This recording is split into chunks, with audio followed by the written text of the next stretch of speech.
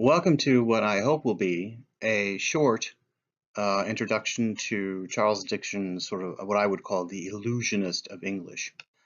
Um, the thesis for my paper was that through two particular techniques of morphology and semantics, Dickens will starts to show the various class divisions that are more easily understood in the 19th century, but sort of need to be put into perspective in the 20th century. And it's through these tools that he's able to show those divisions. And of course, here, of course, we have listed the works that will be used and were used in my overall paper. Uh, Morphology, here we have, of course, one of the more famous pictures where Ebenezer Scrooge, of course, is sitting in his chair. This is the first original illustration of Marley's ghost. But what you see here is how Dickens uses words that are verbs, and he takes those and adds ing to them to add multiple characteristics to Scrooge's character. These become verbs of action, and you see this sort of piling up of characteristics whenever he does this to illustrate divisions, excessiveness, and in particular when he talks about divisions of class.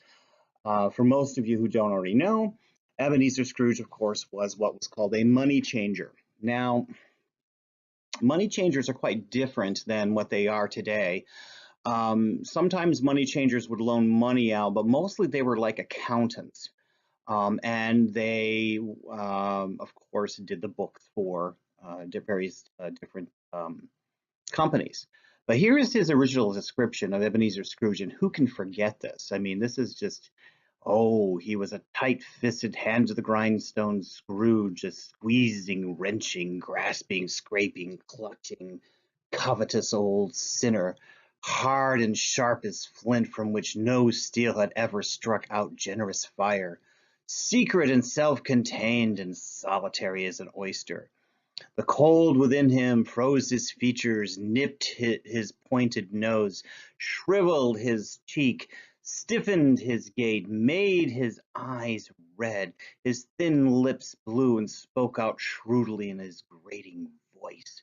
A frosty rind, it's like he has this glow, that's what a rind is, kind of was on his head, and his eyebrow and his wry chin. He carried his own low temperature always within him. It's like, he iced his office in the dog days and didn't thaw 1 degree at Christmas. This is somebody I would really like to meet. If, but what this illustrates is this excessiveness. There he is in the very beginning with those ing addings, making those verbs to words of action, or sometimes nouns of action, as either nouns and or adjectives. So, squeezing, wrenching, grasping, here, you can almost feel how tight this man really is. And then also he connotes with using the word cold within him. Now we talk about all these cold features and so forth. This man is like his own weather system practically, and this is one good way as far as morphology is concerned, how how Scrooge is, of course, portrayed. Now, in the next picture, of course, next one we talk about morphology when we're talking about the Pickwick Papers, and of course, this is another case where Dickens also distinguishes class among the excessiveness of life and overall. This is quite a separate sphere. This portrayal is at a time of an election time during the Pickwick Papers. Pickwick is this sort of retired businessman who acts like a observer of events. And so it's through Pickwick's reports that we're looking at this. And here we are looking at the election, and here we are again, we're looking at some of the verbs of action that he's using, But look at how he does this. This is quite an amazing event that is, sorry about that, quite interesting. The electors were on horseback, and there were electors on horseback and electors on foot. There was an open carriage, and four for the Honorable Sam Slumsky, and there were four carriages and a pair for his friends and supporters, and the flags were rustling, and the band was playing, and the constables were swearing, and the 20 committee men were squabbling, and the mob were shouting, and the horses were backing, and the post boys perspiring, and everybody and everything then and there assembled was for the special use, behoof, honor, and renown of the Honorable Slam Slumsky of Slumsky Hall, one of the candidates for the representation of the borough of Eastonsville in the Commons House of Parliament of the United Kingdom. Now, again, this is all excessive. And you have to also remember, this is an election. And at that time, roughly in the 1830s, there had been some reforms, but not everybody could vote. I mean, it's kind of interesting because, Pickwick is this middle-aged person and he's observing this, but he can't vote. Kind of interesting. Usually you still had to be some kind of man of property.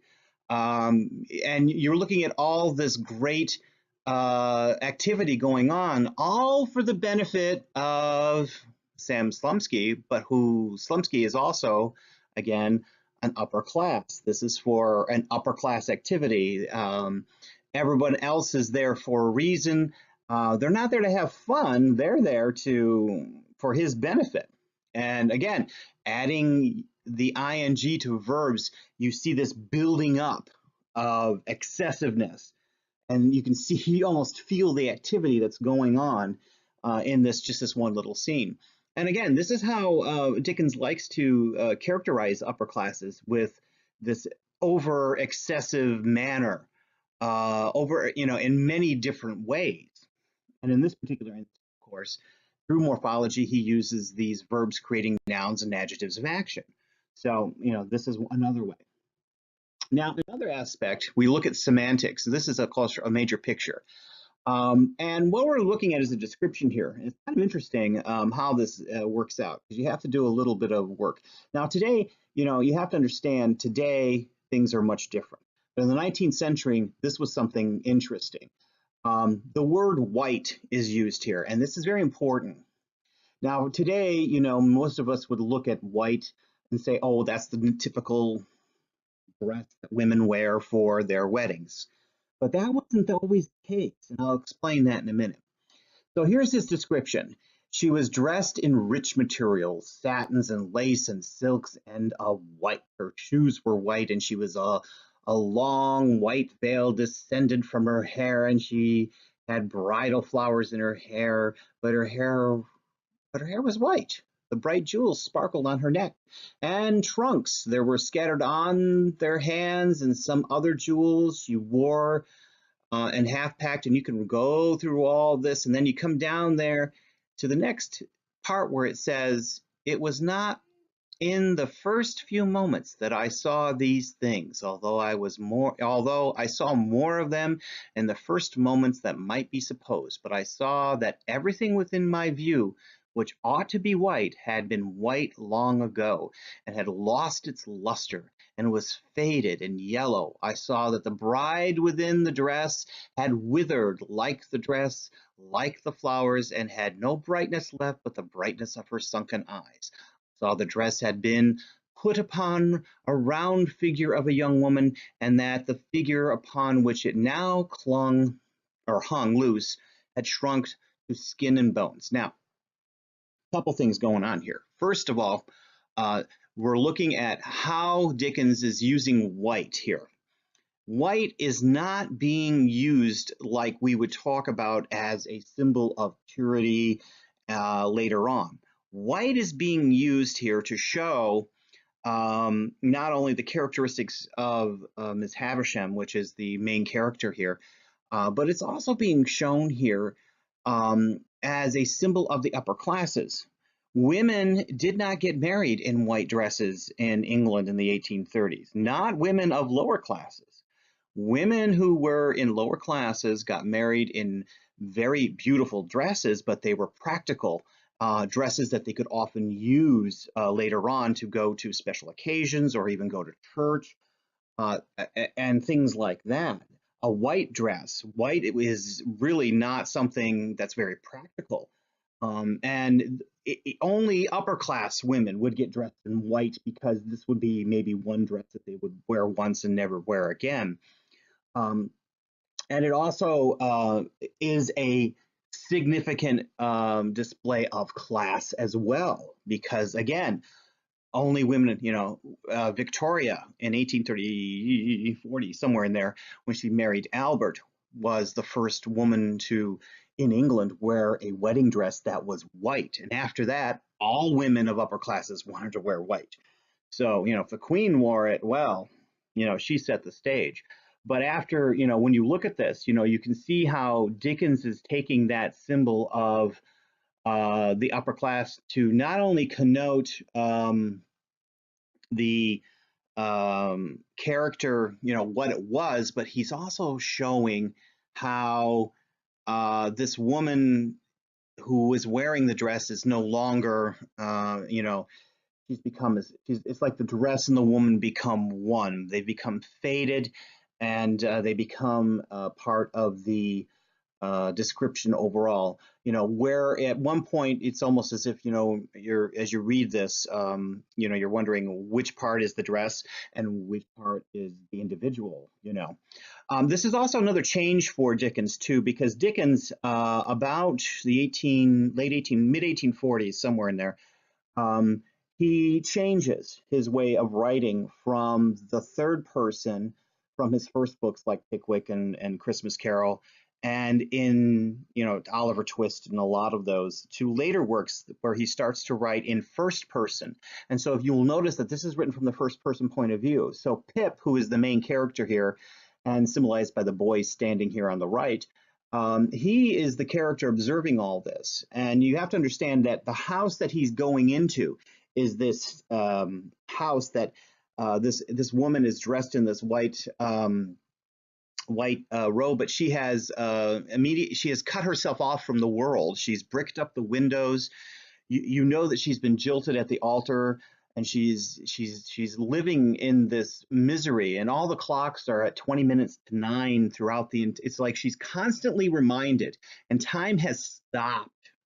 This is a luxury, of course, of the upper classes. She has withdrawn from the world, and even to the point where, Estella, who is the woman that later on that Dickens sort of that we assume that Pip falls in love with later on. She starts out as helping Miss Havisham, and I don't know exactly what her well, we do later find out what her relationship is, but I don't have time to go into that.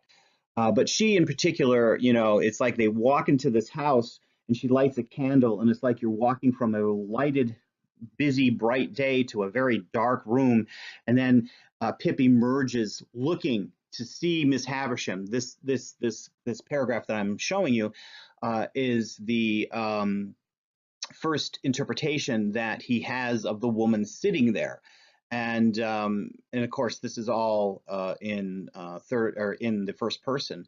And so you can see that he's getting his impressions, and it's like, you have to think of it like when you go from a bright place to a dark place, and then you go into a place that your eyes have to adjust. And so it's almost as if first he sees the whiteness, and then he says, it is not in the first few moments that might be supposed, but that I saw everything. It's like his eyes have adjusted, and he's really seeing everything for where it is. So I encourage, as always, I encourage you to look at this. So how Dickens does this, he uses this to describe the class very well. The excessiveness, nature, through the different connotations of words, symbols of the upper classes, white being one of them in particular. He shows through morphology, through the changes of words, the building up of characteristics. He gets better at this as time goes on. And the semantics, of course, connotating the characteristics of upper classes and the facade that they present to the public.